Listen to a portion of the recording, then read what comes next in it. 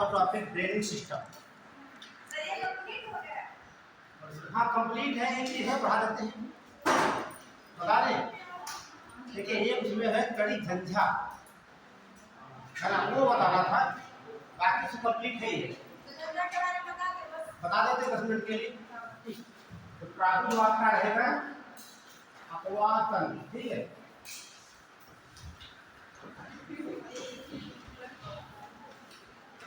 और बता दें आप जब एग्जाम देने जाएंगे अभी आप अक्टूबर में या दिसंबर में, और यहाँ से कम 2 से 3 सवाल मिलेगा 100%, लेकिन कई क्लास में पूरा हो, यदि आपका क्लासिफिकेशन समझ लिया तो वही से आपको 2 सवाल मिल जाएंगे, और वनडे एग्जाम तो यहाँ पूछे जाते हैं।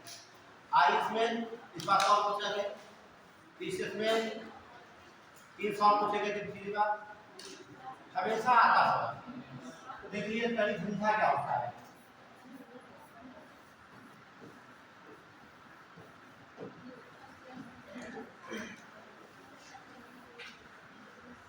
दो प्रश्न लीजिएगा, यदि वायु ऊपर जा रही है, वायु ऊपर जा रही है, पानी की बूंदें ऊपर से नीचे आएंगी, दो कंडीशन।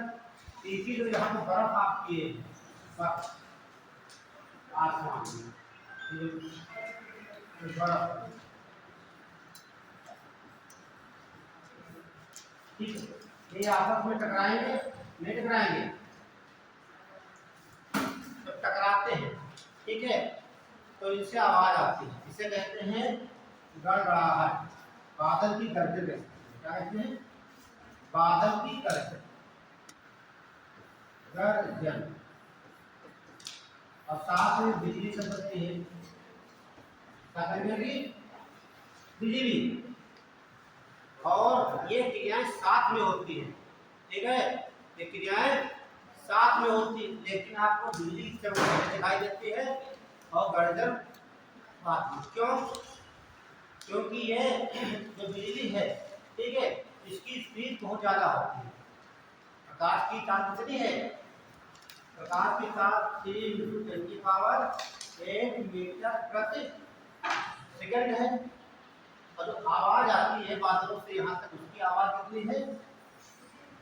332 मीटर प्रति सेकंड। अब समझ लीजिए आप, नगर जिसके सामने आवाजें साथ में आती हैं, कि बहुत धीरे धीरे चलती है और ये प्रकाश बहुत तेजी से चलता है, इसलिए हमको पहले बिजली की चमक दिखाई देती है, उसके कुछ समय बाद गड़गड़ाहट की आवाज आती है। ठीक, जो आवाज आती है बिजली चमकती, उसे कहा जाता है करेंट, ठीक है। जो बिजली चमकती है, ठीक, वोल्टेज होता है 10 करोड़, कितना?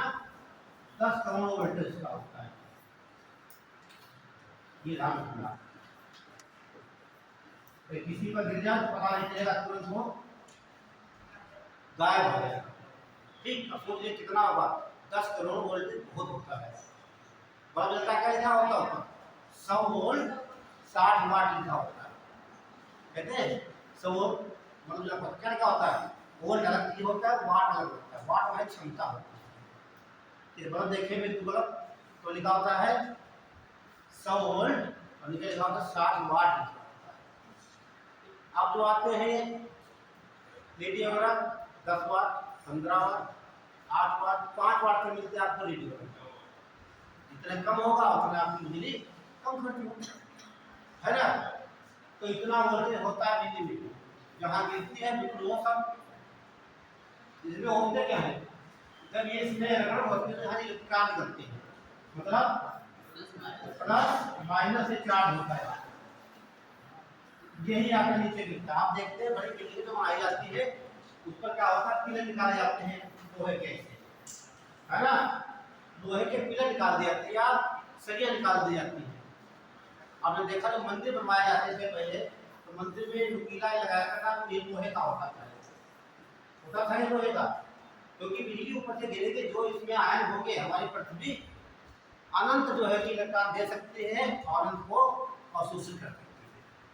जैसे यहाँ पर बिजली गिरे, यहाँ पर सीधे जगह पृथ्वी में चली जाएगी तो प्रभाव नहीं पड़ेगा, इससे बड़ी बिल्डिंग होती है ऊपर एक लोग निकाल दी जाती है जो विद्युत की सुचार लगा। ऐसा नहीं आपने ऐसा लगा दिया बांस गाड़ दिया आपने, कोई मतलब नहीं है। वो इलेक्ट्रॉन ग्रहण करके दिन में पहुंचा देगी, ठीक है, इसलिए बनाया जाता है। तो यहाँ एक क्रिया होती है, जब ये क्रिया होती है तो दो वायु में नाइट्रोजन गैस है आपकी, क्या है नाइट्रोजन, ये क्रिया करती है ऑक्सीजन से, उसी समय जब बिजली तड़कती है तो बनता है NO बनता है, ये है नाइट्रिक ऑक्साइड। नाइट्रिक ऑक्साइड ये सवाल पूछा जाता है कि बिजली जबराहट होती है तो झंझा के समय कौन सी गैस उत्पन्न होती है, कौन सी होगी नाइट्रिक, ये नोट कर लीजिए। बाकी यहाँ समझना है तो नोट करिए। हो देखिए तड़ित झंझा के समय, तड़ित झंझा के समय, तड़ित झंझा के समय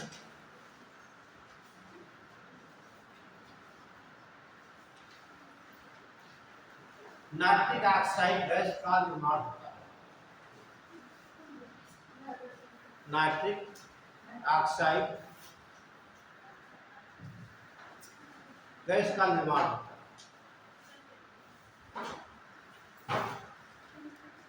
क्लियर है, ठीक है। तो आपका वोल्ट हो गया। अब बात करेंगे 10,000 एम्पीयर की धारा होती है, 10,000 एम्पीयर की धारा यहाँ प्रवाहित होती है। ऐसा हो जाता है मानो शरीर जो है कितने वोल्ट तक बिजली की जो है कि तार छू ले आप कहाँ तक बर्दाश्त कर सकते हैं, 85 वोल्ट नोट कर लीजिए। मनुष्य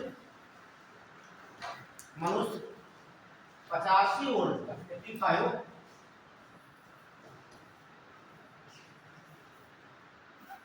वोल्टेज को सहन कर सकता है। आप सुरक्षित रहेंगे।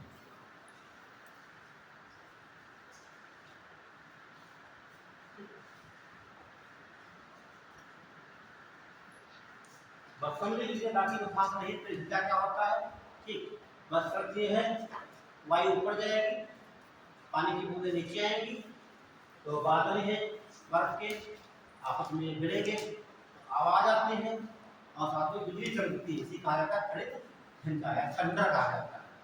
ठीक उस समय एक गैस उत्पन्न होती है, उसे कहते हैं नाइट्रिक ऑक्साइड। बनती कैसे बैलेंस कर सकते हैं आप, ठीक, ये नाइट्रोजन है, 78% नाइट्रोजन पाई जाती है वायुमंडल में, 21% ये है। ठीक, ये क्रिया होती है कब होगी, ठंडर के समय बनेगा नाइट्रिक ऑक्साइड, ठीक है। बढ़िया आगे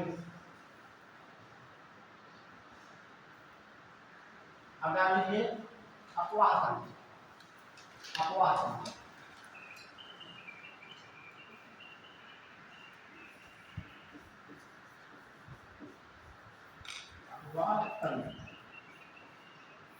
अपवाहन की बात करेंगे। इसका मतलब होता है जो नदियां होती हैं, नदियों का जो बहाव होता है ये अधिक ढाल से कम ढाल का, ठीक। तो पहले आपको क्लासिफिकेशन बता देंगे, है ना, क्लासिफिकेशन।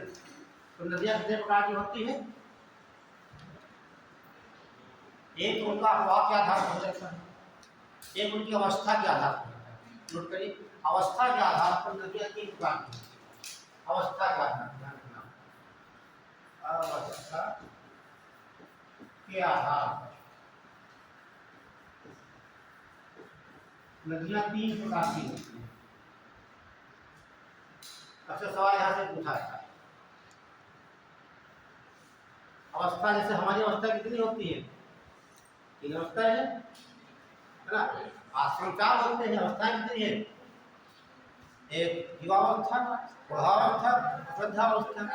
इसे हम लोग कहा है प्रौढ़ावस्था में, ठीक 10 साल के नीचे होते तो वो युवावस्था होती है, ठीक है। इसे प्रौढ़ावस्था में उस समय बाद आ जाएंगे वृद्धावस्था, जब समय है नहीं तो नंबर 1 डाल लीजिए युवावस्था।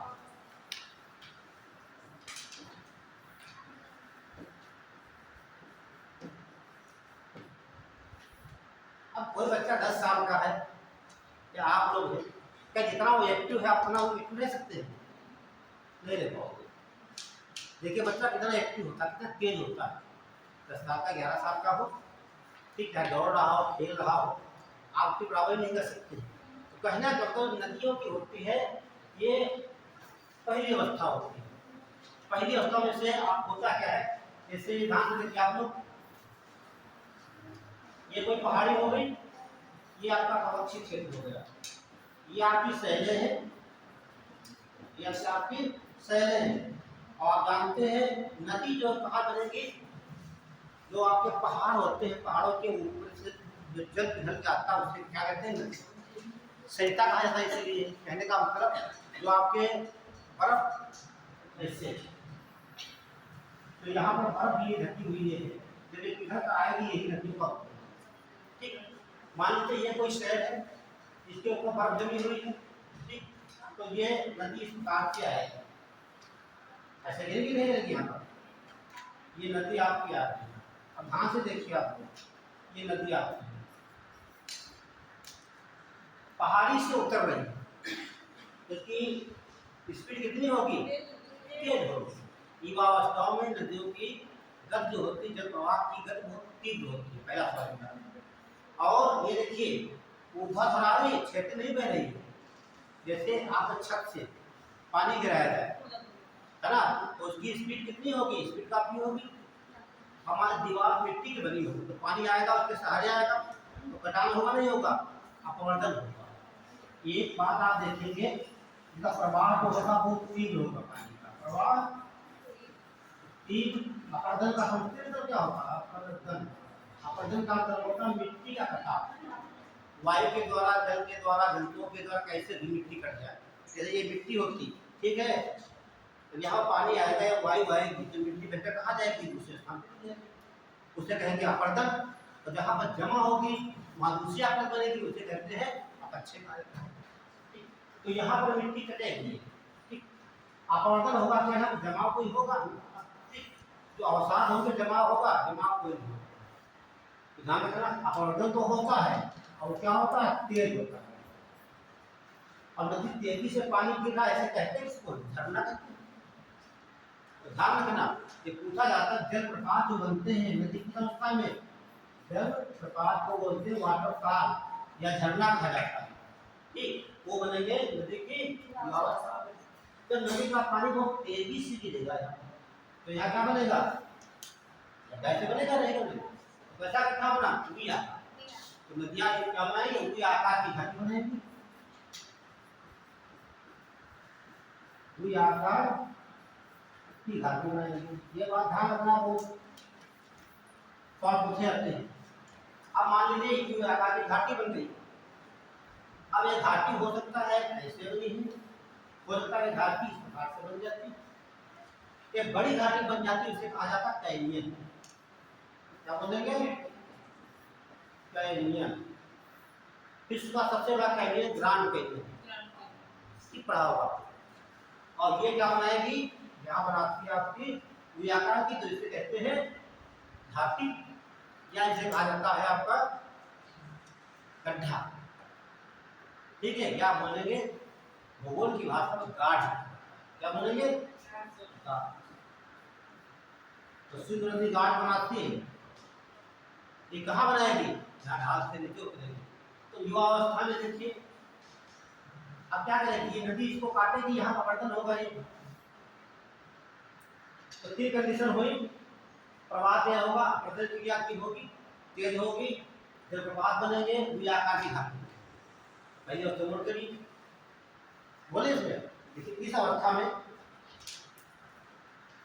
समझ लेना, जहाँ पर समझ में आया हाथ खड़ा कर देना, सारी बात समझ में नहीं आई है, यह अधिकार है आपका सब लोगों से कि जहाँ पर एक बात समझ में आया आपने एक बार नहीं 10 बार पूछी हम बताएंगे, ठीक है। तो संकोच करने की कोई जरूरत नहीं क्लास में, इस कोई बात समझ नहीं आती मन में दबाए रखोगे, कभी इंटरव्यू जाओगे सोचोगे बताएं कि ना बताएं, अगला पूछ रहा है ना, हो सकता गलत हो, गलत है तभी कॉन्फिडेंस में ले लीजिए आप, है ना। तो हो गया। अब हम लिखिए इस अवस्था में नदियों के जल की प्रवाह, हाँ, नदियों के जल के प्रवाह की गति तेज होती है। प्रवाह नदियों के जल, हाँ क्या बोले बताइए, गति तेज होती है, तीव्र गति, जल की गति तीव्र होती है। हालांकि ऊर्ध्वाधर अपरदन होता है, ये ध्यान रखना, ऊर्ध्वाधर, ये उनका ठीक, ऊर्ध्वाधर अपरदन होता है। अपरदन मतलब कटाव। जैसे मान लीजिए दीवार है, तो पानी वहां से इसके सहारे गिराया जाए तो मिट्टी कहाँ कटेगी, यहाँ कटेगी। ऐसे करके क्या बोले ऊर्ध्वाधर, लेकिन जब पानी नीचे जाएगा यहाँ बहेगा तो मिट्टी कटेगी, ठीक है। तो अब अगर कैसा होगा यहाँ पर ऊर्ध्वाधर होगा। अगला कोई लिखिए, इस अवस्था में जलप्रपात, झरना बनते हैं। ये सवाल कई बार पूछा गया, द्वि आकार की घाटी कौन बनाता है, नदियों के द्वारा बनते हैं। किस अवस्था में, नदी द्वि आकार की घाटी होती है। ये सवाल कई बार पूछा गया, नदी द्वि आकार की घाटी होती है, बताइए। हाँ बनते हैं, ठीक। ये अवस्था में देखिए, इस अवस्था में जब देखिए जो युवा अवस्था होगी नदी की, ध्यान समझिए आप लोग, जो युवा अवस्था होगी प्रवाह की गति क्या होगी, तीव्र होगी। अपरदन कैसा होगा, तेज होगा, ऊर्ध्वाधर होगा। जब प्रपात बनेंगे या झरना कहते हैं या वाटरफॉल कहा जाता है। और नदियां क्या बनाएंगी, घाटी तो बनेगी, कैसे बनेगी, ये आकार की बनेगी। तो बड़ी घाटी बन जाती है, कैरियर कहते हैं, छोटी घाटी उसे घाट कहते हैं, ठीक। इतनी बात है आपको। सवाल सीधे पूछता है द्वि आकार की घाटी कौन बनाता है, नदियां बनाती है। किस अवस्था में, क्लियर। अगर डालिए प्रवाह,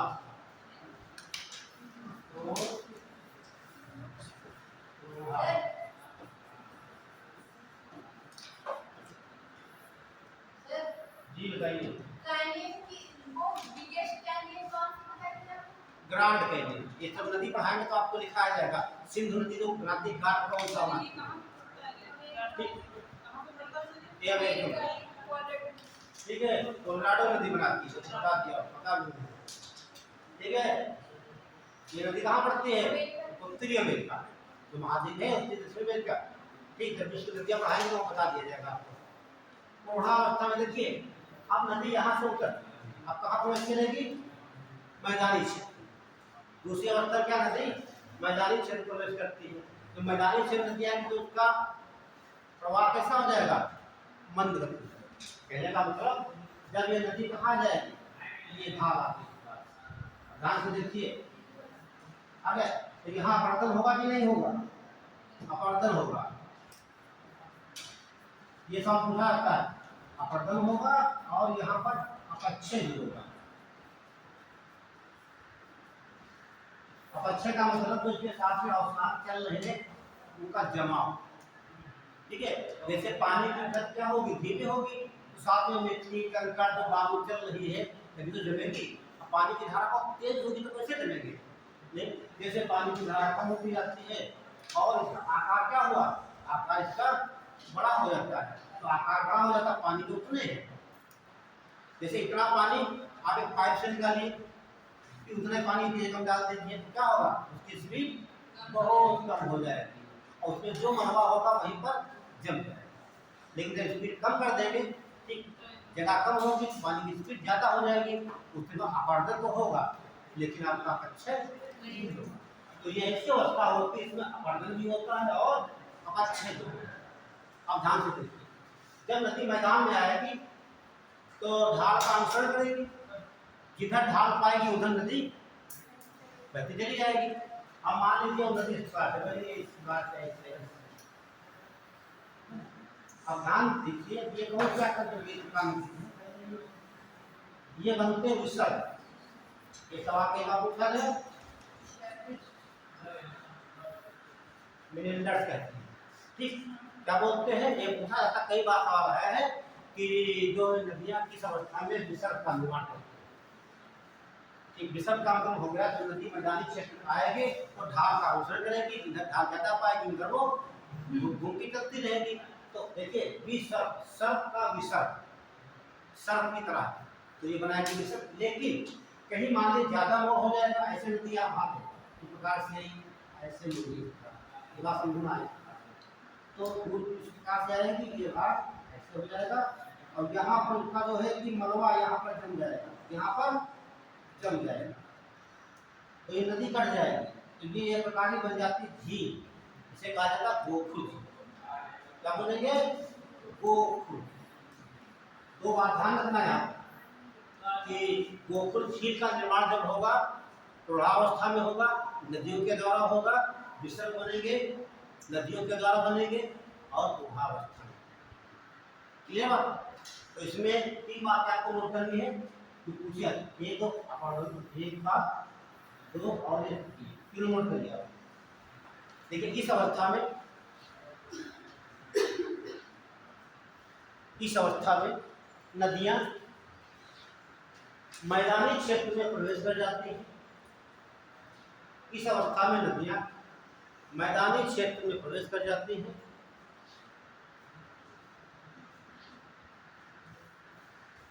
और ढाल का अनुसरण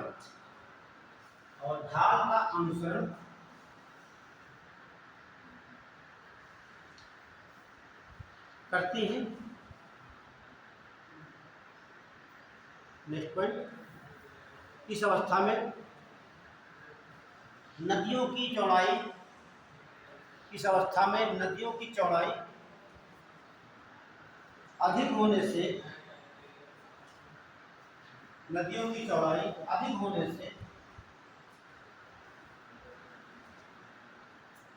जल के प्रवाह की गति धीमी हो जाती है। जल के प्रवाह की गति धीमी हो जाती है।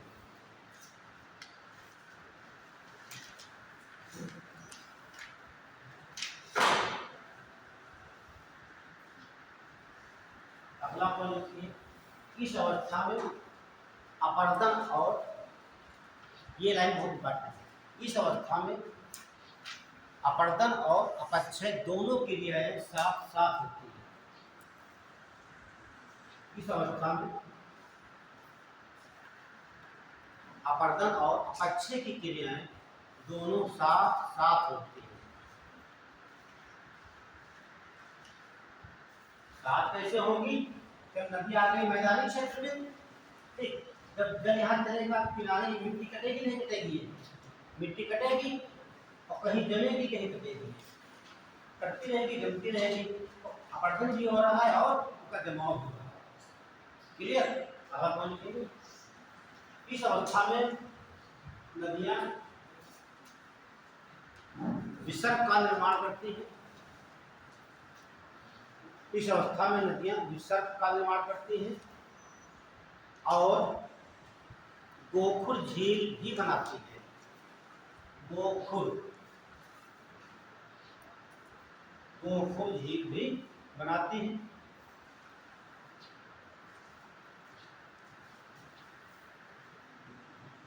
तो लिखा गो मीन्स क्या होता है? गो प्लस खुर, गाय के खुर की तरह। तो ऐसे बोला सकता है, ठीक, नदियां जो होती हैं गाय का जो खुर होता है उस प्रकार की झीलें किस अवस्था में बनाती हैं, या गोकुल कहा जाए, बात तो बता समझने का है क्यों, ठीक है? तो बोलेंगे गोकुल झील। ये सारे सवाल भैया पूछे गए यहाँ। इसी अवस्था देखिए वृद्धावस्था,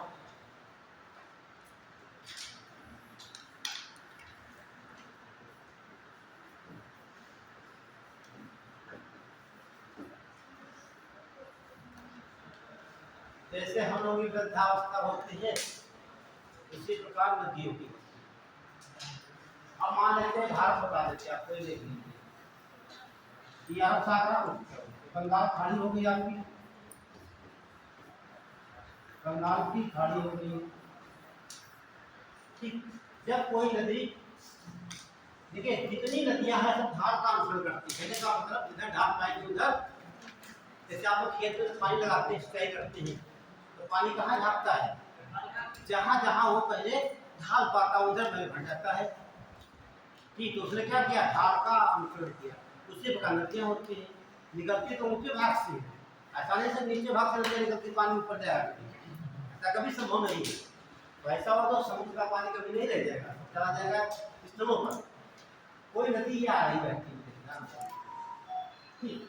तो यहाँ पर एक अवस्था में थी, अब ये आ गई कहाँ पर? ये आ गई आपकी थोड़ा उसमें, हाँ, ये मैदानी क्षेत्र में। अब ये समुद्र के मिलने से पहले इसकी बहुत धीमी हो जाती है और कई भागों में बढ़ जाती है ना। ये क्या बनेंगे? हम कह सकते हैं सागर या समुद्र में मिलने के पहले की जो अवस्था होती है उसे वृद्धा अवस्था कहते हैं। अब नदी बेचारी इतनी कमजोर हो चुकी होती है, उसकी धारा इतनी स्लो होती है कि वो अपर्दन कर सकती है क्या? अपर्दन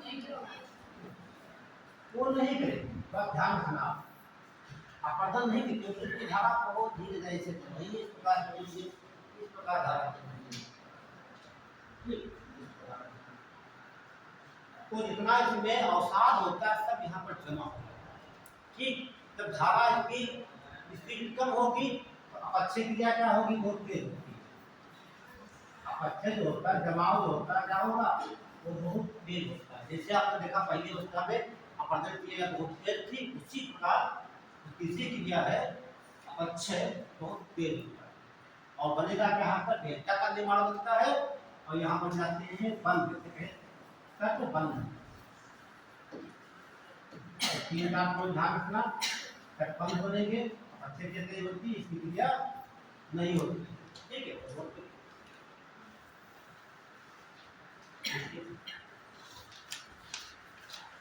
सागर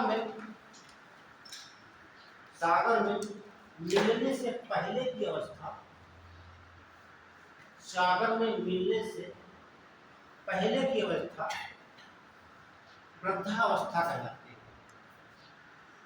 वृद्धावस्था कहलाती है।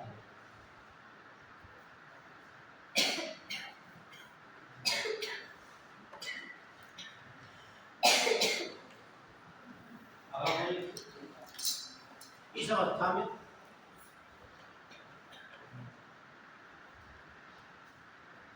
जल के प्रवाह की गति बहुत धीमी हो जाती है। जल के प्रवाह की गति बहुत धीमी हो जाती है। जल के प्रवाह की गति बहुत धीमी हो जाती है।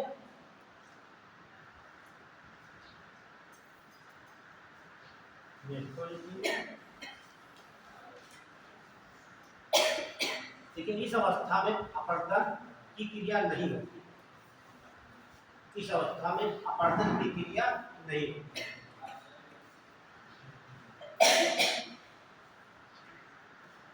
केवल अपक्षय की क्रिया होती है। इस अवस्था में अपरदन की क्रिया नहीं होती है, केवल अपक्षय की क्रिया होती है। अपक्षय का हमको जो अवसाद नदी में आ रहे हैं उनका सबका जमा, वो जमेंगे तो क्या बनेगा? डेल्टा। इस अवस्था में नदियां डेल्टा और तटबंधों का निर्माण करती हैं। इस अवस्था में नदियां डेल्टा और तटबंधों का निर्माण करती हैं। बस देखिए, तट मीन्स क्या होता है? तट मीन्स किनारा और बंध माने बांध। ठीक, किनारों पे इस प्रकार की आपको बन जाती है बंधों की तरह, बंधाल से बना देते हैं। लेकिन त्रिभुजाकार बनेगा, कोई नदी ये पानी आ रही है, ऐसे नदी आ रही है तो रात में फैल जाते हैं ना वो प्रकार से, तो उसकी शाखाएं ऐसे हो जाती है। अभी आपकी नदी हो गई, आकाश में सब मिल गई, त्रिभुजाकार बन गई, सीधा मध्य प्रदेश में डेल्टा कैसे बनाते हैं? अगर डेल्टा बनाते हैं तो त्रिभुज कहते हैं। लेकिन भूगोल की भाषा में जब पढ़ेंगे मैथ तो क्या बोलेंगे? वो बोलेगा ट्रेंगल बना, या डेल्टा बताएगा। अब हमसे पूछेंगे तो हम क्या बताएंगे, इसे डेल्टा बताएंगे, है ना ध्यान। तो चीज एक तरीका है ना। जैसे आपने देखा होगा कि हिंदू धर्म में तमाम प्रकार के भगवान हैं, मुस्लिम में तमाम हैं, ईसाइयों में तमाम हैं, इतने धर्म सब में, लेकिन एक शब्द तो लिख दिया जाए यहाँ पर गॉड। हिंदू भगवान कहेंगे इसे, मुस्लिम अल्लाह कहेंगे, सब है ना, सब लाभ देखिए एक चीज ये कहने के तरीका अलग अलग सभी से आता है, ईश्वर है। चलिए तो ये बात समझ में आ गई है तक। तो आपने पहली अवस्था देखा, झरना बना, अपरदन तेज हुआ, पूरी आकार की घाटी बनी, छोटी घाटी काट के बड़ी घाटी को हम कैनियन कहें, जैसे ग्रांड कैनियन मिल जाएगा। अगर दूसरी देखें पूर्णावस्था में, तो नदी मैदानी क्षेत्र में आ जाएगी तो की चौड़ाई बढ़ जाएगी और की ढाल कम हो जाएगी, ढाल कम हो जाएगी तो अपरदन क्या होगा, कम होगा, अपक्षय की क्रिया होगी, और जो नदियां बनाएगी पूरी आकार की नदी घाट बनाएगी, वहां पर बनाएंगी विसर्ग बनाएंगी और वहां पर गोकुल जी। तीसरी अवस्था आपकी गंधावस्था है, वहां डेल्टा का फॉर्मेशन होगा और तटबंध बनेगी। ठीक, यहाँ पर अपरदन नहीं होगा, समझिए। पहले में अपरदन होगा, नहीं होगा, दूसरे में अपरदन पक्षे दोनों होगा, तीसरे में दोनों होगा। सुन लीजिए, जब नदी मैदानी क्षेत्र में आएगी तो उसकी ढाल कम हो गई इस प्रकार से, लेकिन जो धारा का प्रवाह है क्या हो गया, मंद हो गया। लेकिन जब मैदानी क्षेत्र में आएगी तब तो यहाँ पर कंकड़ पत्थर हो गए, मिट्टी होगी यहाँ पे ना, तो मिट्टी कटेगी नहीं, यहाँ से साथ में जाएगी नहीं जाएगी, साथ में जाएगी तो कहीं जमा होगी है, तो ये वर्धन हो गया, ये जमा हो गया, जमा हो गया। नहीं ये नहीं कह सकते हैं सर, तो ये कैसे डिपेंड करता है, दो क्रियाएं दोनों होगी। ठीक, देखिए अब ये कह सकते हैं यहाँ पर ढाल मंद हो गई। ठीक, अब ये बताइए अपक्षय होगा कैसे, पहले अपरदन होगा तभी अपक्षय होगा, या अपरदन ना हो तो अपक्षय कैसे होगा। अपरदन का मतलब मिट्टी का कटाव, ये कटाव होगा तो कहीं ये कटाव हुआ है कहीं जमा होगा तो उसमें बोलेगा अपक्षय है। ये अपरदन नहीं होगा तो अपक्षय कहाँ से होगा। ठीक है, हाँ बात आपको समझिए आप।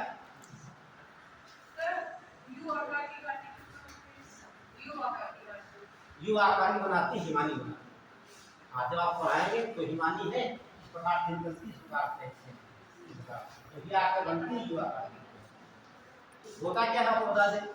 ये हिमानी जो होती है, ठीक है हिमानी है, तो वहाँ से आइसबर्ग जो होता है खिसकता है, आता रहता आता रहता आता रहता, तो ये नाली से मिल जाती है, उसे वैसे ही लगता है। और जब ये गिर जाते हैं तो इसे लटकती भी घाटी दिखा देता है।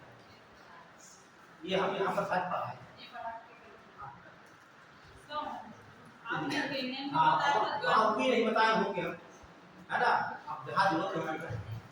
चलिए अगला जानिए, अपवाह के आधार पर, अपवाह के आधार पर नदियों के प्रकार, अपवाह के आधार पर नदियों के प्रकार।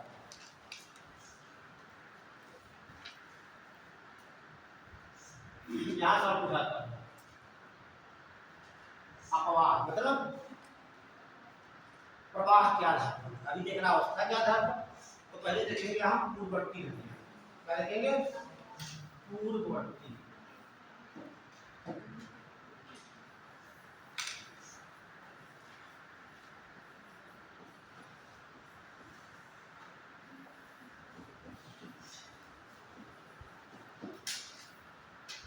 चलिए तो बच्चा बताएगा क्या होती है, बताइए आप। पूर्व इतना आसान होता था, यूपीएससी सवाल है। हम हिमालय के दो, हिमालय की उत्पत्ति से पहले की बात करना चाहते हैं। जब हिमालय नहीं बना था तो पहले की बात पहला है ना, हाँ पहले, हाँ ठीक। तो जैसे बात समझिए, जैसे मान लीजिए ये बिल्डिंग बन रही है, बन रही बिल्डिंग? अभी नहीं बन रही हो, बन रही तब तो कुछ नहीं होगा। बिल्डिंग बन रही हो और हवा तेज चल रही इधर से हो, दिन में काम हो रहा हो, रात में हवा आई बिजली को गिरा दे, अगले दिन फिर वो दिन में बनाएंगे फिर हवा भी गिरा दे उसे, है ना। कहने का मतलब फिर वो लोग क्या करेंगे, वो लोग करेंगे जहाँ पर बार बार वो गिर रही है दीवार उसको छोड़ देंगे, बाकी दीवार खड़ी कर देंगे, खड़ी हो जाएगी, खड़ी हो जाएगी, तो वही करेंगे। कहने का मतलब जो हमारा ये हिमालय है, ठीक है, कुछ नदियां पहले से बह रही थी, दिशा से कोई मतलब नहीं, ध्यान रखना, दिशा से कोई मतलब नहीं है, कुछ नदियां ऐसे बह रही थी पहले, लेकिन हिमालय का उत्थान होने लगा। हिमालय कैसे उठेगा, ये आपकी प्लेट थी ये वाला, इधर से दबाव पड़ा, इधर से दबाव पड़ा, ये फोल्ड पड़ने लगे, तो फोल्ड इधर एकदम उठ जाएंगे 8,000 मीटर उठेगा, तो धीरे धीरे उठते रहे। नदियों की प्रवाह धारा इतनी तेज थी, जो यहाँ पर हिमालय उठ रहा था उसको काट दिया, कोई प्रभाव नहीं पड़ा। जिस प्रकार बहुत तेजी से आंधी चल रही हो, हमें जाना, हम चलते रहे, आंधी को प्रभाव ना, ठीक, अब आंधी इतनी तेज आ जाए कि हम ना जा पाए, ठीक। जो कहने का मतलब हिमालय के उत्थान के पहले कुछ नदियां थी, ठीक, लेकिन हिमालय के उत्थान के समय जब हिमालय का निर्माण हो रहा था, ठीक, उस समय नदियों की धारा इतनी तेज थी हिमालय के उत्थान पर, इनके प्रवाह में कोई प्रभाव नहीं पड़ा, जैसे पहले बहती थी वैसे आज बह रही है, इसीलिए ये पूर्ववर्ती नदियां। क्लियर हुआ कि समझ लीजिए, हिमालय के पहले नदियां थी, शुद्ध बात नहीं, हिमालय के पहले नदियां थी, फिर नदियां तो बह रही थी, हिमालय बाद बना, ठीक, तो हिमालय धीरे धीरे उठेगा, तो धारा इतनी तेज थी, जैसे कपड़ा आप नहर आपके गांव में कट जाए, क्या करेंगे, नहर कट जाए, पानी बहुत तेज से आएगा, आप मिट्टी डालते रहेंगे उसमें, तो क्या मिट्टी रुकेगी नहीं, क्यों नहीं रुकेगी, उसकी धारा बहुत तेज है। अब धारा कम करिए हम, है ना, धारा कम करेंगे तभी वहां पर बंद बना सकते हैं। उसी प्रकार धारा बहुत तेजी से थी, तो यहाँ जो पत्थर थे पत्थर रुका वो अपरदित होते गए, वो लाइन भी बाकी हिमालय आपका ही, तो एक लाइन नोट करिए भैया, ये नदियां हिमालय के उत्थान से पहले की, ये नदियां हिमालय के उत्थान से पहले की है, और इन नदियों पर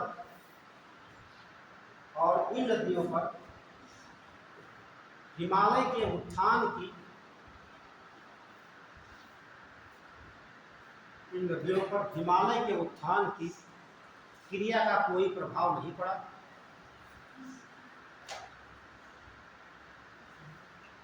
और जिस दिशा में बह रही थी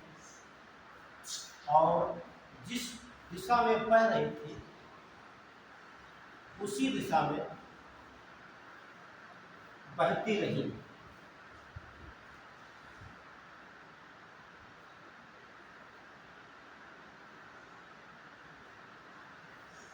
ऐसी नदियों को मूलवर्ती नदियां, है ना। आप लोग पूर्ववर्ती नदियां बनना चाहोगे या नहीं, नहीं बोलो, कहने का जैसे आप हो वैसे रहना चाहते हो क्या, है ना, क्योंकि कहने का मतलब क्या है, मतलब नदियों प्रभाव कोई प्रभाव नहीं पड़ा किसी का, तो आपको प्रभाव पड़ना चाहिए मेरा, है ना। जैसे लिखिए गंगा नदी, गंगा नदी आपकी हो जाएगी, तीस्ता नदी, सतलज, सिंधु, ब्रह्मपुत्र,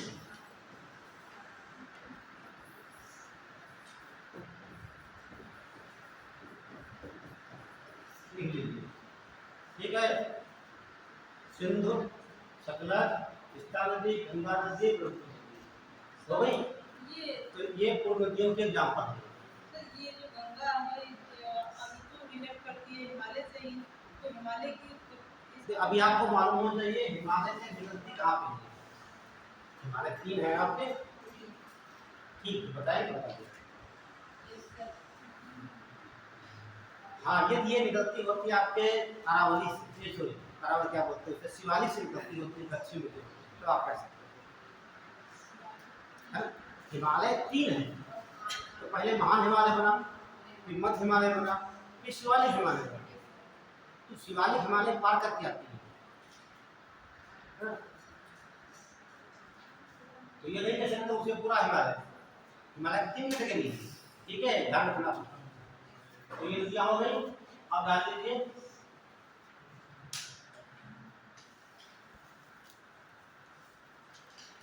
अनुवर्ती नदी।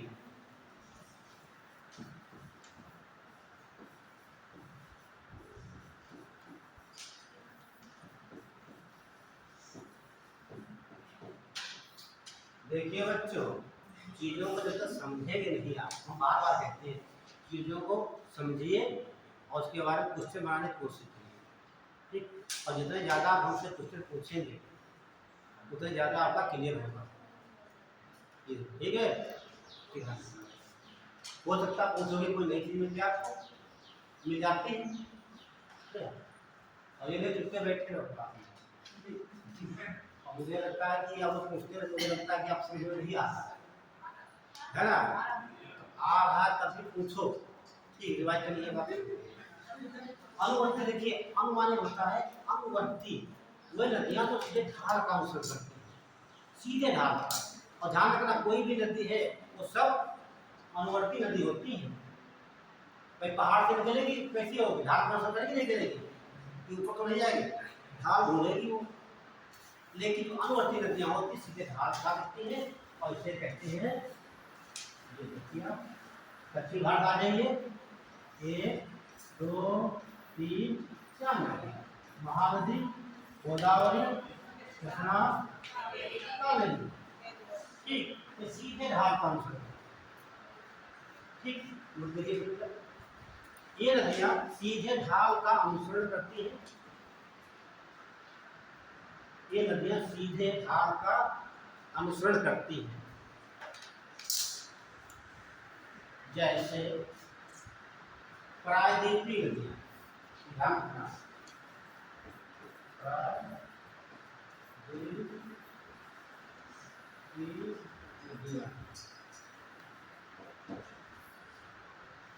अच्छा प्रायद्वीप क्यों कहा गया शब्द?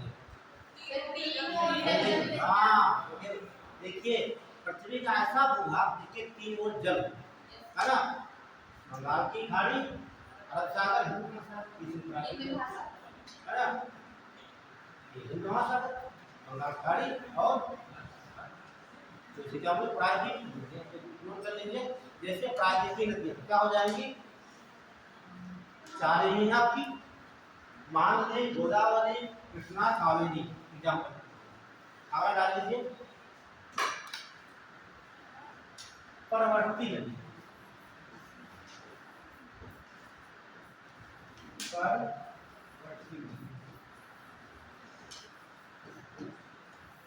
परवर्ती अंत का होता पराई, याद आया कहिए भैया, वो पराई चीजें छूना है ना, बस समझ लो पराई का मतलब, ठीक। जैसे यहाँ किसी का मोबाइल रखा हो, हमारे लिए क्या है पराया, हमसे उसका संबंध कोई नहीं, उसमें क्या कॉन्टेक्ट है ना, सब अलग होगा ना, हमारे फोन से मैसेज करेगा नहीं। उसी प्रकार कुछ नदियां होती हैं, जैसे मान लीजिए ये गंगा नदी है, कौन सी नदी, गंगा नदी, इसका उद्गम स्थल कहाँ से है, अरे हिमालय बहुमंजिल है ना, जैसे आप बाहर जाओ, कहाँ रहते हो, गाँव में पता क्या बताओगे, सीता है ना, तो सीधे सीता बताइए, है ना, अभी गांव में उल्ला बताएंगे तो समझ नहीं पाएगा कहाँ बात कर रहे हो। तो ये नदी कहाँ गंगा निकल रही है, हिमालय से निकल रही है, ठीक। तो ऐसी कोई नदी इसकी बताइए जो हिमालय से ना निकलती हो, लेकिन इसकी सहायक नदी हो, हिमालय से ना निकलती हो, आपस में मिल जाए, जैसे बता दें आपको हम, ये सोन नदी निकलती है, ये कहाँ से निकलती है? ये निकलती है अमरकंटक से निकलती है। निकली कहाँ से? अमरकंटक से, गई कहाँ? गंगा मिल गई। गंगा निकलती है हिमालय से। क्या इनमें दोनों संबंध कोई है? नहीं है, दूर दूर तक संबंध नहीं है। ये ध्यान रखना, जब ये नदी मिलेगी मुख्य नदी में तो 90 एंगल मिलती है संपूर्ण पर। ये सवाल पूछा, कौन सी नदियाँ मुख्य नदी में सहायक रूप में संपूर्ण पर? आप देख रहे हैं कौन सा है निकाल इसे क्या बोलते हैं? संपूर्ण।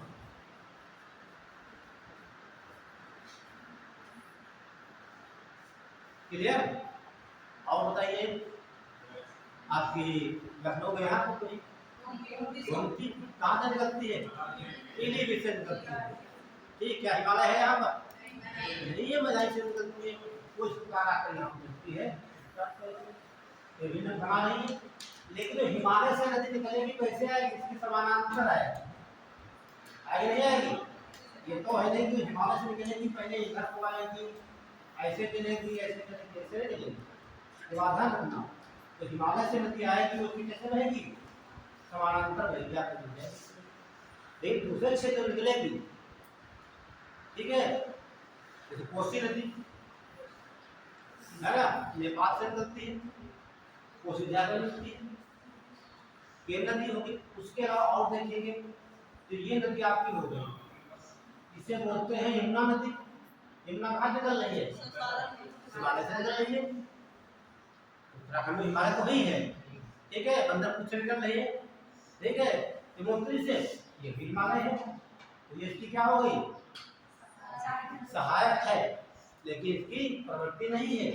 देखिए, तो इसकी नदी होगी सहायक, ये वाली चंबल नदी, बेतवा नदी, केन नदी, ये सब कहाँ निकल रही है? बिंद पड़ोसी से निकल रही है।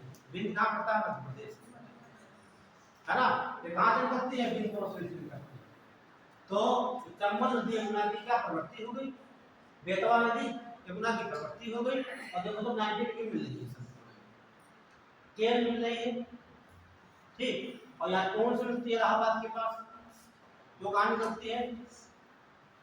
तो कैमूर की झील से निकलती है, ठीक है। तो ध्यान रखना, जो कोई नदी मुख्य नदी में मिलती है, ठीक, उसका उद्गम स्थल अलग होता है।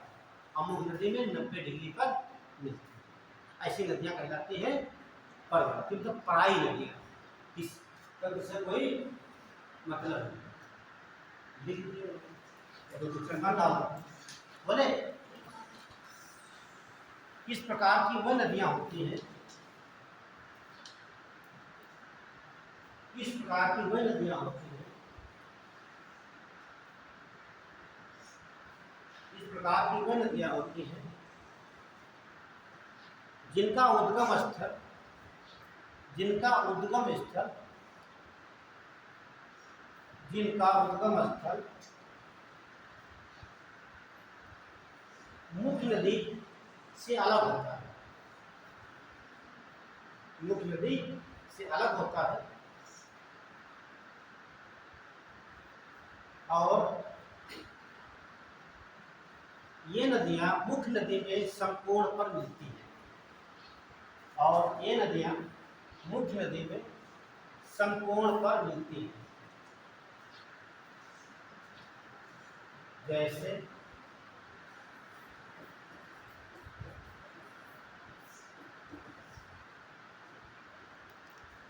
देखिए, गंगा की प्रवृत्ति नदी, गंगा नदी की प्रवृत्ति नदी, गंगा नदी की प्रवृत्ति नदी क्या हो जाएगी? सोन, सोन नदी, कोसी, गोमती, और देखेंगे आप यमुना की, यमुना क्या हो जाएगी? चंबल, चंबल, बेतवा, केन, आज बहुत नदियां, ठीक, ये इनकी पराई नदियां, ठीक है।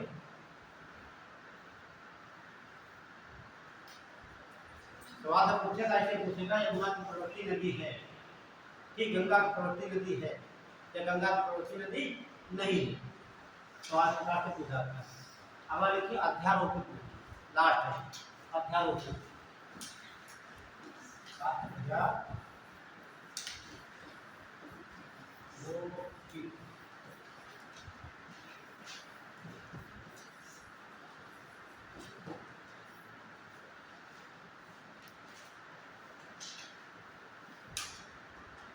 बहुत सिंपल है, समझिए।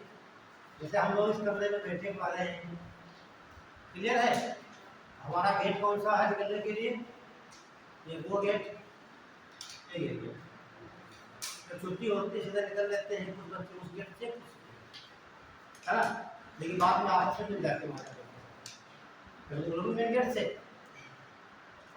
अब मान लीजिए किसी ने विकास ने गेट बंद कर दिया, है ना, तो आपने ये खिड़की को तोड़ दिया, इधर से निकल गए, है ना, निकलना तो भाई हमको है ही है ना। आप उर्दू के ऐसा इधर नहीं निकलना, हमको निकलते रहेंगे। लेकिन उस समय विकास ने फिर बोल दिया गया, तो फिर आप उसी रास्ते पर जाने लगे। हमारा कहने का मतलब है कोई ये क्षेत्र है, ये कोई भी क्षेत्र है जहाँ से नदी बह रही है ना, क्या ये नदी बह रही है। नदी उसे कब कहेंगे?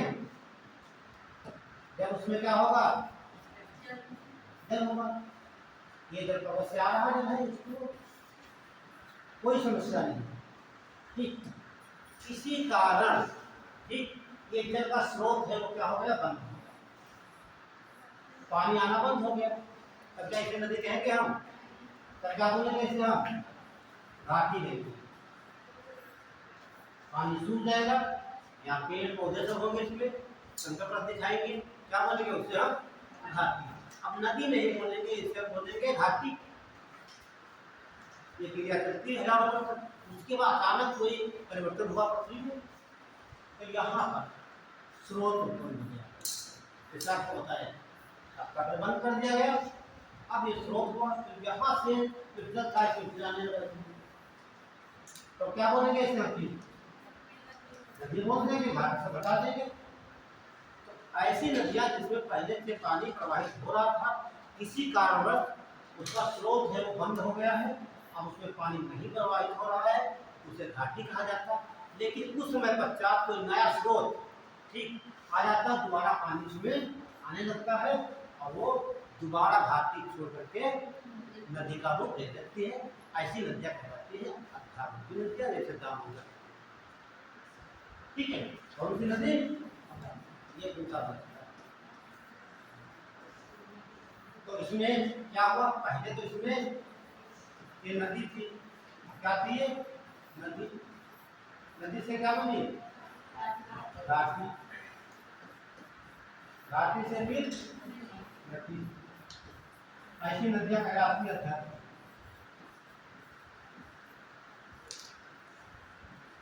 अध्यारोपित।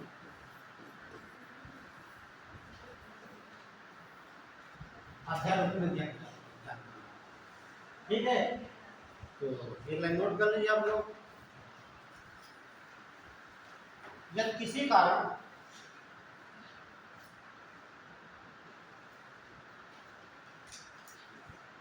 नदी में जल का स्रोत, नदी में जल का स्रोत बंद हो जाता है, नदी में जल का स्रोत बंद हो जाता है और काफी दिनों के पश्चात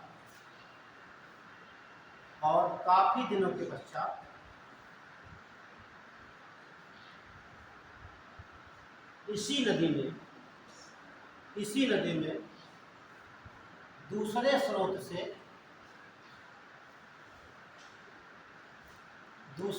से जल आने लगता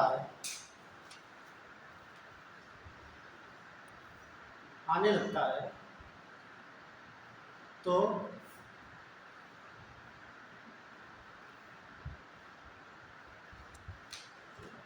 ऐसी नदियाँ अध्यारोपित नदियाँ कहलाती हैं।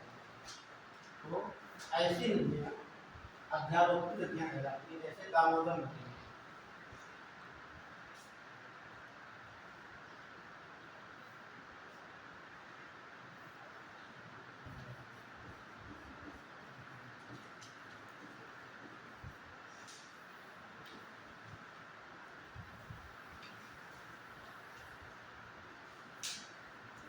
अब देख लें कि हमें भारत में कितनी नदियाँ पढ़नी है, किस किस क्षेत्र में। ठीक, हम भारत की नदियों को 4 भागों में बांट देंगे। कितने भागों में? 4 भाग। ठीक है, तो चारों को एक एक करके पढ़ें। ठीक है, तो ये वर्गीकरण बना है। तो पहले हम पढ़ना चाहेंगे गंगा नदी का, है ना। बात लेंगे यहाँ पर और थोड़ा नीचे तो भागे गए। ठीक है, किनारे जो ना तो नीचे भागे गए। ठीक है, गंगा नदी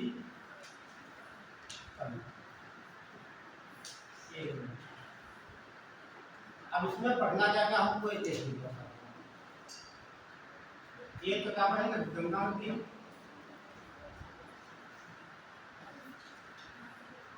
गंगा पढ़ेंगे, राम गंगा, गोमती,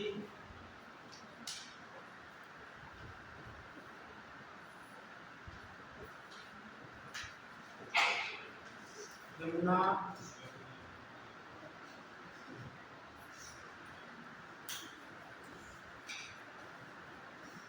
चंबल, बेतवा, के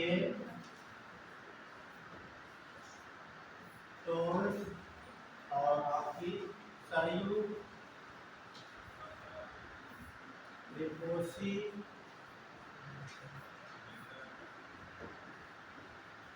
गंडक, महानंदा, तीस्ता, ब्रह्मपुत्र। कितनी नदियाँ पढ़े थे गंगा नदी की। तो आपको एक ही डायग्राम में बता देंगे। ठीक है, इतना हमको पढ़ना गंगा नदी का। 2-3 लाइन में ले लेगा और हम 2 दिन में कर देंगे। ठीक है, बाकी और देखो केन वगैरह छूट गया, लेकिन केन नदी छूट गया। और उसी तालाब में जैसे शिप्रा नदी आपको मिलेगी, है ना। शिप्रा का नाम सुना है? हाँ, यहाँ उज्जैन से कुंका में लगता है शिप्रा नदी। ठीक, इसे बताएगा।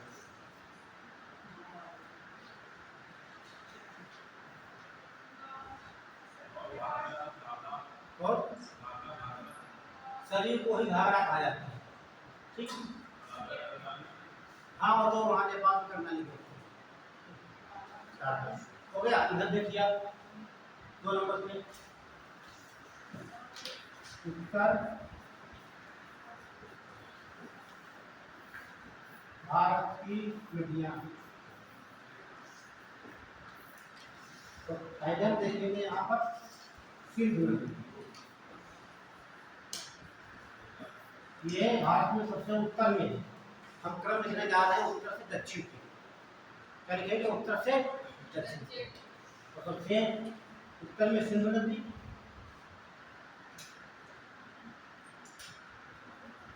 झेलम,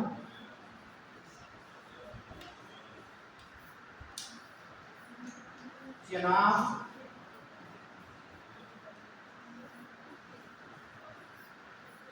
रावी,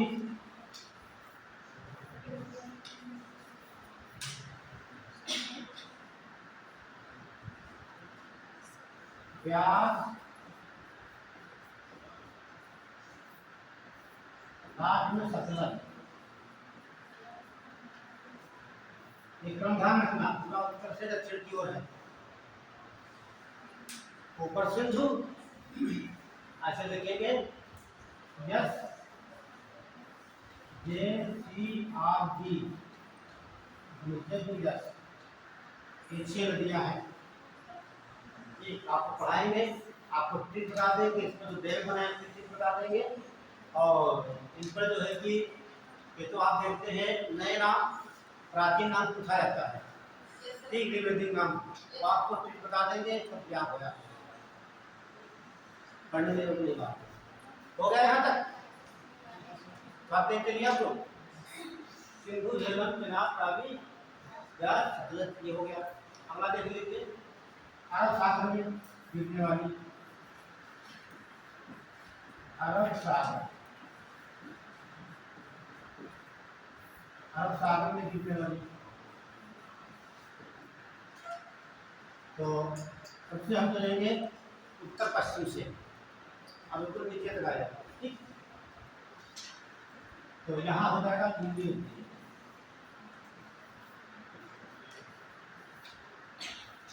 लुम्बिनी, साबरमती, माही नदी,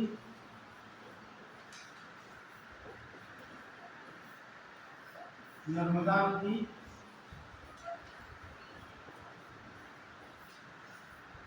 और ताप्ती, ताप्ती बोलेंगे या ताप्ती, बात एक ही है। इसके बाद फिर आगे गोवा में आएंगे तो जुआनी नदी, मांडवी नदी, और कर्नाटक में जो नदियां मौजूद पाकर, ये गोवा की आ गई नदी, ये आपकी कहाँ की हो गई, गोवा की, कर्नाटक की। एक है सारावती नदी, बहुत इंपॉर्टेंट सारावती नदी है, इसी को बनाया गया आपका है जोग जलप्रपात, इधर सप्ता कहा जाता है। तो 4 धाराओं से मिलकर बनाया है, राकेश राजा और रानी, ठीक। तो बताया जाएगा बाद में। एक है बाराही नदी, बाराही नदी, और इसमें भारत का सबसे ऊंचा उच्चतम जलप्रपात है, ये पूछा था किसी से कई बार। उसके बाद आ जाइए आप केरल में, तो केरल में आपको पेरियार नदी पड़ेगी, पेरियार, और एक पंपा नदी पड़ेगी, पंपा या पंपा नदी, ये नदी आपको।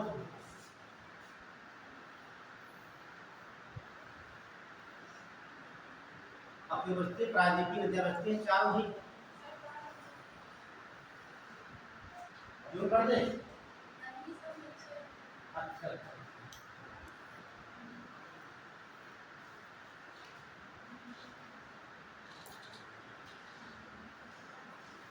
ठीक है। ये गोवा की बात बताते हैं, गोवा, कर्नाटक, केरल, एक क्लासिफिकेशन और इसमें बना दीजिए प्रायद्वीप की नदी। फिर आपको कहा 4 भागों काटेंगे, आपने 3 पूरा कर दिया थे, है ना। तो एक लेकर टीचर की बात सुन लीजिए, मैंने कहा 4 भागों काटेंगे, तो आपको 4 नहीं तो आपको खींचनी थी, सब बच्चों ने 3 में पूरा पेज कर दिया, है ना। कहीं बना दीजिए 4 में जाएंगे ना,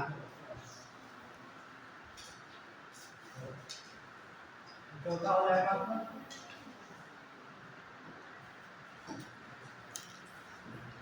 प्राय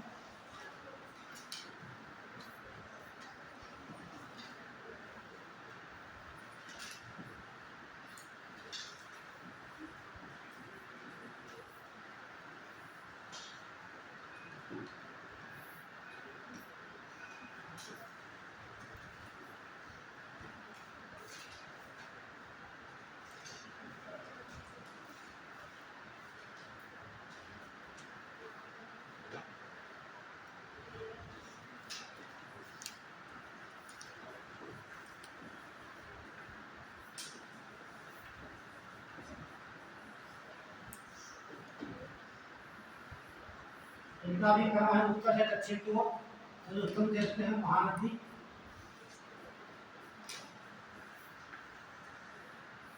ये आपकी गोदावरी,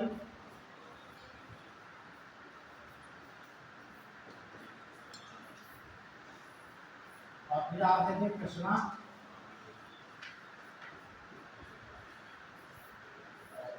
से देखेंगे हम कावेरी।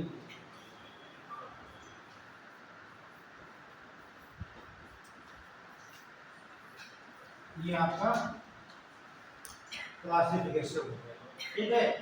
कहीं बना लीजिएगा, ये 3 नदियाँ पढ़नी है आपको। तो कहाँ गया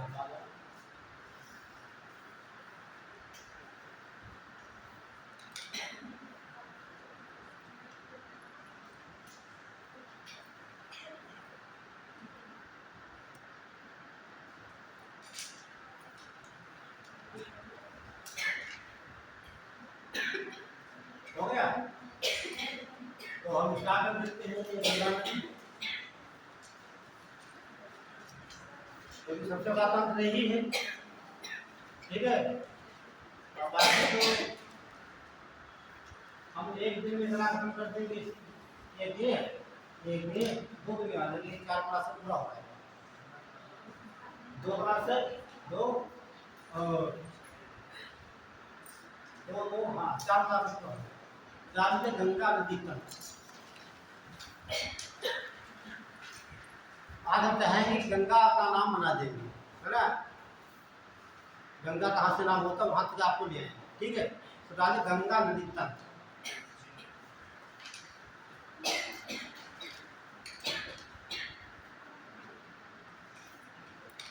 तो देखिए गंगा नदी, तो ये आपका हिमालय हो जाता है।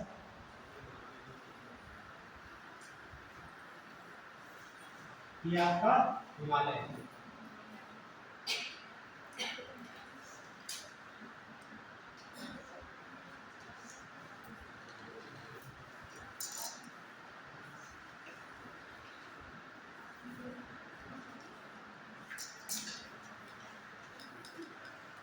पहले हम बना ले तब आपको बनाएगा, ठीक।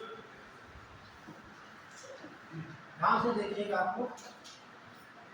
तो ये क्षेत्र कहलाता है सतोपंथी हिमालय। क्या बोलेंगे?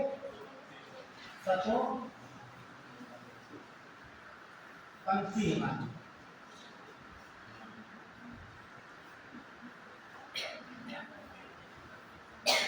और सतोपंथी हिमालय से एक नदी इधर से निकलती है और दूसरी इधर से निकलती है, दोनों आपस मिल जाती है।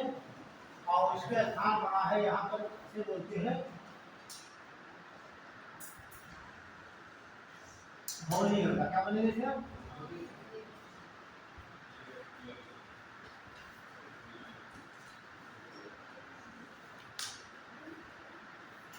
ये धौली गंगा हो गई, ये आपकी विष्णु गंगा हो गई।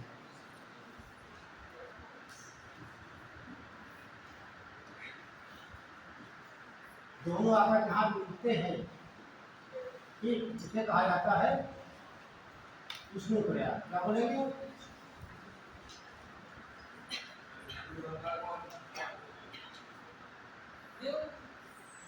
और इसी पर यहाँ एक मंदिर बना है, उसका नाम है बद्रीनाथ। जब आप बुक में पढ़ोगे तो मिलता है बद्रीनाथ मंदिर अलकनंदा के तट पर। ये तो पढ़ते हैं आप लोग हैं, लेकिन हम कहाँ दिखा रहे हैं? पर विष्णु गंगा दिखा रहे हैं, है ना। अभी समझ जाओ। तो जो मंदिर है क्या बोलते से है? बद्रीनाथ। जैसे लिखते दिखा रहे हैं। ये विष्णु गंगा, धौली गंगा दोनों आपस में मिलती है विष्णु प्रयाग। यही से इसका नाम हो जाता है अलकनंदा। तो क्या नाम रहता है? अलकनंदा नदी, यही से नाम हो जाता है। ये हो गई अलकनंदा। और ये भी ध्यान रखना, अलकनंदा की बात आए तो अलकनंदा ये नदी है वाली, कौन सी? हाँ, विष्णु वाली है, ठीक है। कहीं कहीं भी मिलता है, क्योंकि अलकनंदा के तट पर जो आपका बद्रीनाथ है, तो ये विष्णु यहाँ तक, ठीक है। इसे अलकनंदा यहाँ से कह सकते हैं, लेकिन मिलने के बाद मुख्य रूप से अलकनंदा कहते हैं। ये कौन सी नदी हो गई? अलकनंदा।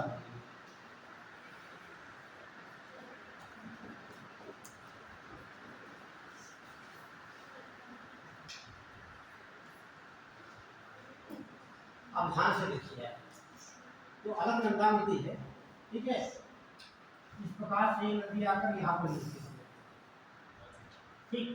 इसे नाम है नंदाकिनी। क्या बोलेंगे? नंदाकिनी। ये नंदाकिनी है, नंदा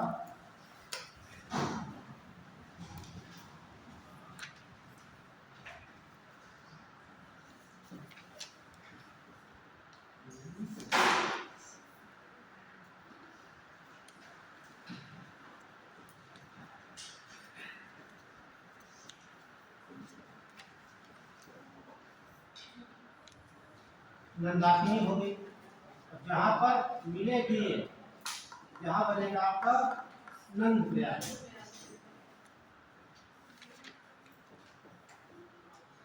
नंद प्रयाग। दूसरी नदी आपकी इधर से आती है, इस प्रकार, और इसका नाम है पिंडारी नदी।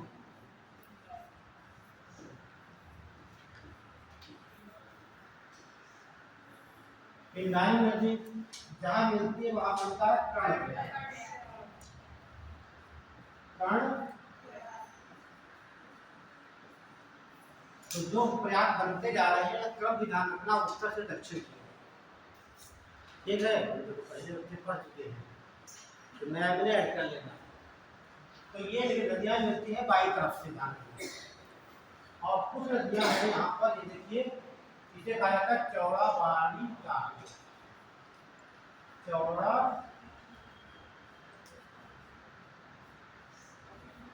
बाड़ी ताल, ठीक है। क्या है? चौड़ा बाड़ी ताल है।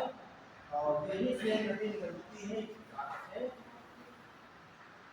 वो भी आकर मिल जाती है इसी, यहाँ बनता है गुप्त प्रयाग। क्या बनेगा?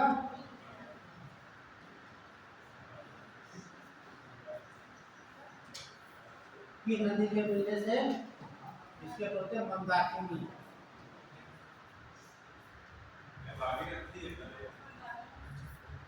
ये मंदाकिनी नदी चौड़ाबाड़ी ताल से मिली, कहाँ मिलती है? रुद्रप्रयाग।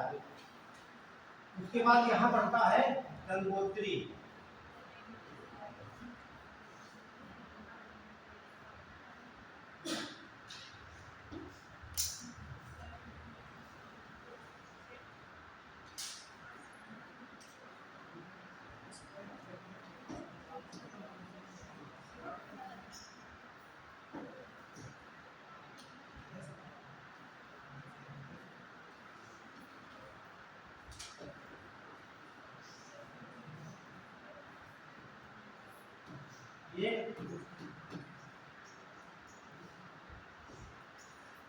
ये आपका गंगोत्री हो गया। यहाँ से नदी गई गंगोत्री से,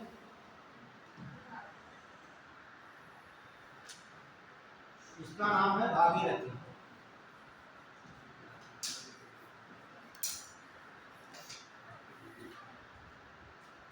तो गंगोत्री आपका हो गया ग्लेशियर, ये, और इसका मुंह गाय के मुंह का है, इसलिए गोमुख कहा जाता है, ठीक।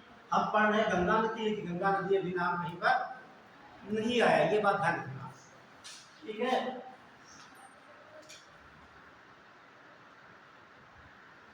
तो जहां पर आकर मिलती है उसे कहते हैं देव प्रयाग।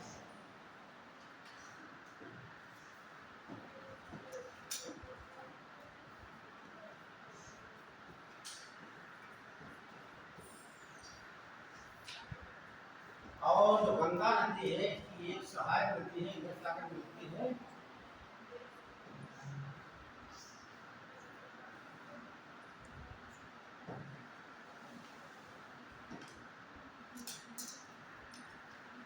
इसका नाम है भिलंगाना।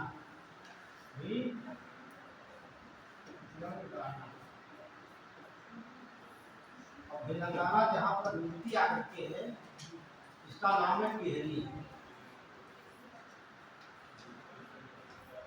टिहरी बांध नहीं बनाया गया। ये देखिए देवप्रयाग, ठीक। अब सब नदियाँ कहाँ मिल रही करती हैं? अलकनंदा में। सब नदियाँ किस आए नदियाँ? अलकनंदा की, और यही से इसका नाम हो जाता है गंगा नदी। कहाँ से हो जाता है? देवप्रयाग से, इसका नाम होता है गंगा नदी। डायग्राम बनाइए आप लोग, कुछ समस्या हो तो आप लोग बताइएगा।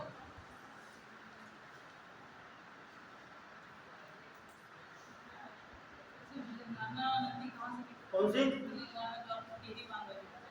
ऐसा है, यहीं पर छोटा छोटा ग्लेशियर है, वही से निकलते हैं। ठीक है,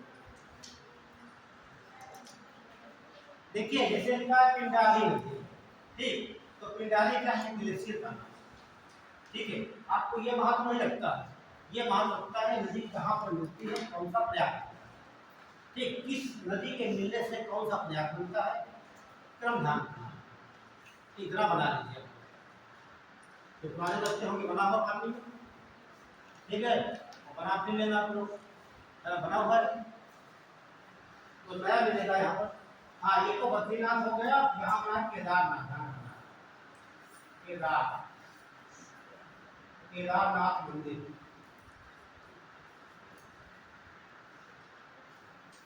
और ये जो है टिहरी डैम है भारत का सबसे ऊंचा डैम है ना, 260.5 मीटर।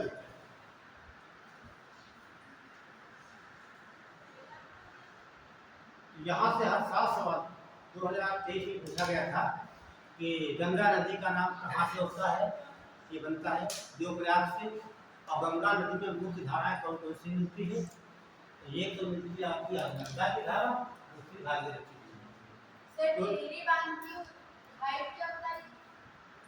ये भारत का सबसे ऊंचा बांध है, तो इसकी हाइट आपको ध्यान रखना पड़ेगा। बताया तब लिख देते हैं 26.5 मीटर।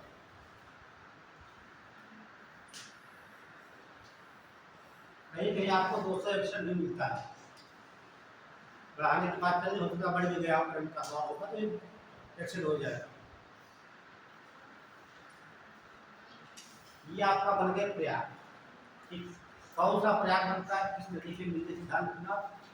तो ये पूछा जाता है, गंगा नदी नाम तो बना दी बात।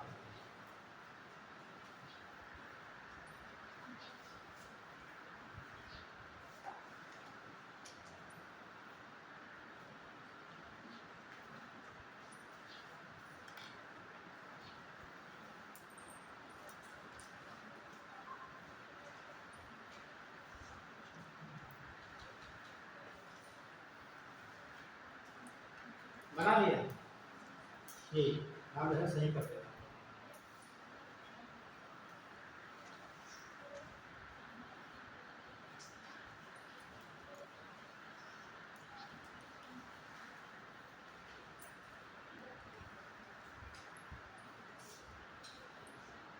और इस तंत्र से एक दो सवाल हमेशा पूछा है, जो एग्जाम देने जाए कोई ना कुछ मिलेगा। ठीक है, इस बार 4 सवाल पूछ चुके थे, यह था 2030 वाला पीछे ना किसी ने 4 सवाल पीछे में आए थे, नदियों से उठी गंगा नदी से पूछ गया था। अभी पूछा गया, आई से पूछा गया तो सारी नदी आपको लिखाए हैं, गोमती, कोसी, गंडक और घाघरा, इनका क्रम पूछ लिया था पश्चिम से पूरब। ये नदी पूछ ली, सरयू, गोमती, गंडक और कोसी, पश्चिम से पूर्व की तरफ। हो गया, चले चलिए सुन लीजिए। ये सवाल सब ज्यादा टिहरी बांध किस नदी पर बना है, तो भिलंगाना और भागीरथी संगम पर, संगम पर कब बनाया जाएगा, सुन लीजिए। राजेश हो गया, देखिए ये कोई नदी आ रही है जल लेकर के, ये नदी दूसरी नदी जल लेकर आ रही है, दोनों कहीं पर मिल रही है ना। और ये मान लीजिए भागीरथी है, भिलंगाना नदी है, हम डैम कहाँ बनाएंगे, यहाँ बनाएंगे कि यहाँ बनाएंगे, बताइए। भिलंगाना बनाएंगे, भागीरथी बनाएंगे डैम। Very good. बांध क्यों बनाया जाता है, पानी को रोकने के लिए, है ना। पानी जितना ज्यादा होगा उतना शक्तिशाली बांध होगा। तो ज्यादा पानी कहाँ पर होगा, संगम में होगा। तो ध्यान रखना, डैम कहाँ बनाया गया है, नदी के संगम में। तो कुछ पानी नोट करिए आप।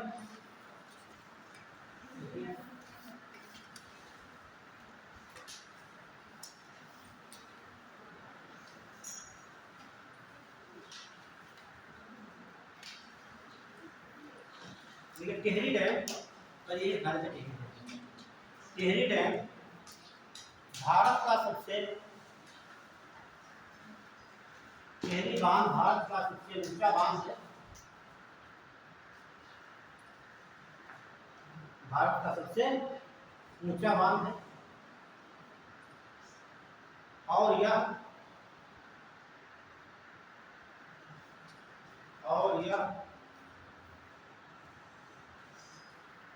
भागीरथी और तेलंगाना के संगम पर बनाया गया है। भागीरथी और तेलंगाना के संगम पर बनाया गया है।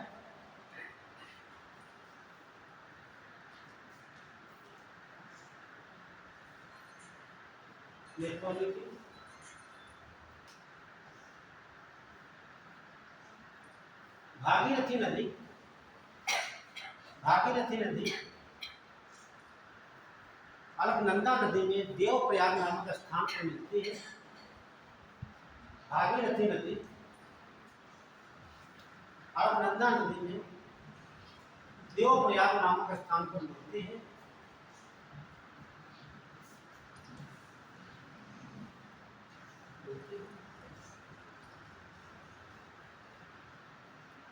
देवप्रयाग से ही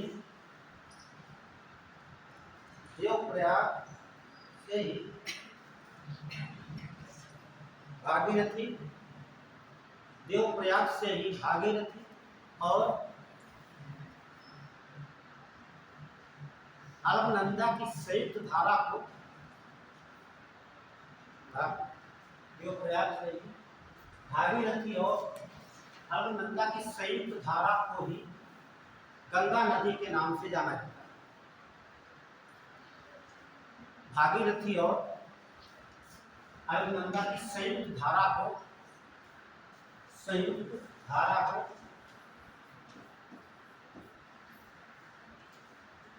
गंगा नदी के नाम से जाना जाता है।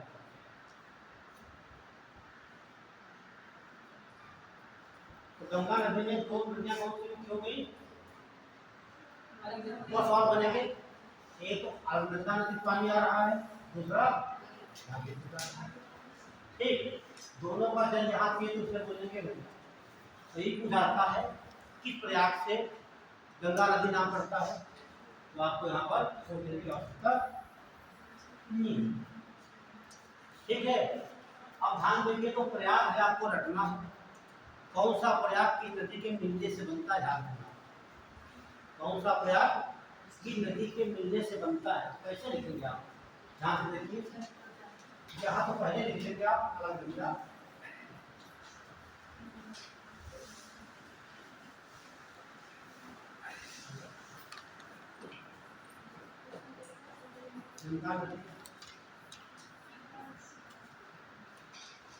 ठीक है। तो पहले क्या मिलेगी, धौली गंगा। ठीक है, धौली। कौन सा प्रयाग मिलेगा, उसी प्रयाग। ठीक, फिर अलकनंदा काम रखिए आप, अलकनंदा काम रखिए। फिर कौन मिलेगी अलकनंदा में, मंदाकिनी, नंदा मिलने से क्या होना आपका, मन प्रयाग बना। फिर देखेंगे पिंडारी नदी, अलकनंदा में कौन सी मिली, पिंडारी नदी। क्या बनेगा, कर्ण प्रयाग। 4 नंबर पर अलकनंदा में कौन सी नदी मिलेगी, मंदाकिनी, कौन सा प्रयाग बना, रुद्रप्रयाग। फिर आगे चलेंगे 5 नंबर पर अलकनंदा में कौन सी नदी मिली, भागीरथी।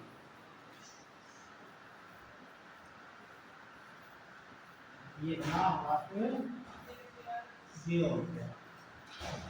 ठीक, ये सवाल एक पूछा गया कई बार कि ये पूछेगा ठीक कि अलकनंदा में पिंडई नदी मिलने से कौन सा देव प्रयाग, कौन सा प्रयाग है। तो जो प्रयाग लिखे उत्तर से दक्षिण की ओर लिखे, ये बात है।